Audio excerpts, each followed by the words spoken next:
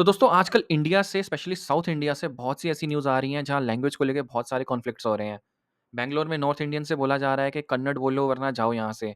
मुंबई में भी बहुत सारे हिंदी बोलने वाले लोगों को बोला जा रहा है कि मराठी सीखो अगर मुंबई में रहना है तो। बट दोस्तों मेरे अकॉर्डिंग तो लैंग्वेज सिर्फ एक कम्युनिकेशन टूल है, इसे अपना ईगो बनाना तो शायद गलत बात है।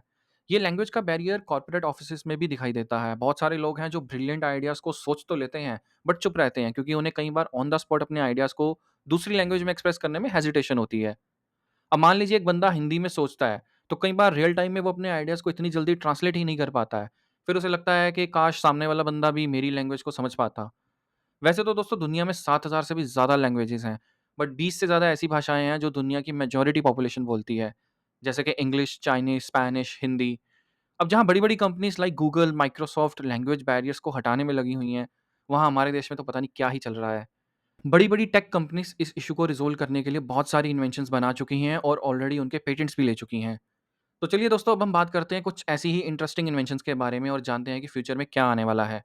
सबसे पहले बात करते हैं इस पेटेंट की जिसका टाइटल है auto translation for multi user audio and video. ये पेटेंट एक ऐसे सिस्टम के बारे में है जो आपकी ऑनलाइन मीटिंग्स को मल्टीलिंगुअल बना देगा। और दोस्तों ये पेटेंट गूगल कंपनी का है। तो बेसिकली गूगल ने एक ऐसी इन्वेंशन बनाई है जिसमें जब आप ऑनलाइन मीटिंग में बोलते हो, मान लीजिए आपने हिंदी में बोला, आपका वॉइस जाता है एक ट्रांसलेशन सर्वर पे। वहाँ पे वॉइस कन्वर्ट होता है टेक्स्ट में।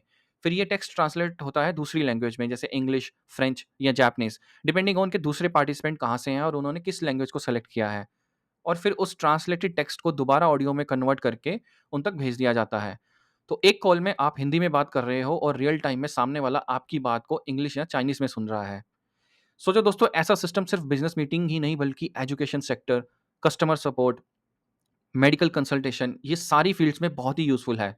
और लगता है ऐसे सिस्टम की इंडिया को तो बहुत ही ज़्यादा ज़रूरत है। अब बात करते हैं एक और ज़बरदस्त इन्वेंशन की। इस पेटेंट में जो अगेन गूगल का ही है।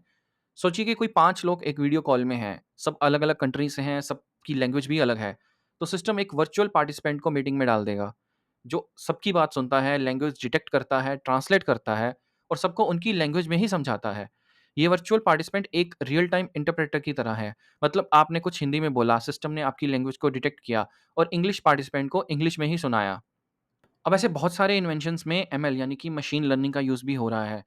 जैसे कि इस पेटेंट में स्पीच ट्रांसलेशन के पूरे प्रोसेस में एएसआर मतलब कि automatic speech recognition, MT machine translation और TTS text to speech converter का यूज़ किया गया है, जो रियल टाइम में एक लैंग्वेज को दूसरी लैंग्वेज में कन्वर्ट कर देता है विदाउट एनी लैग। तो ज़ाहिर है फ्यूचर में आपको ऐसे टूल्स दिखेंगे जो रियल टाइम में लैंग्वेज ट्रांसलेशन कर देंगे। ऐसी और इंटरेस्टिंग इन्वेंशंस को जानने के लिए चैनल को प्लीज़ सब्सक्राइब करें।